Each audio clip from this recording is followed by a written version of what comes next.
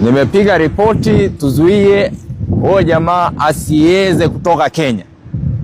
Huyo jamaa aweze toka Kenya. Waonyeshe ndege pale wajue kwamba tumefika airport, tuzuie huyu mkora. Huyo James Opande asitoke Kenya. And I'm going to take it personal because hakuna mwanaume anaruhusiwa kuharibu maisha ya mwanadada.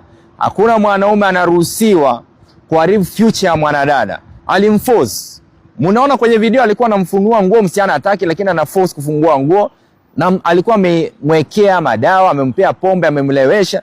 Na kinachouma sana ni kumwambia kwamba waende walale wanaume wawili. Alipokataa akaanza kumfrustrate. Alikwambia muende mlale wanaume? Ongea kwa sauti. Two guys. Walikuwa wanataka waende kulala na wewe. Yes. Kukataa, sasa akasema aanze kuexpose. Yeah.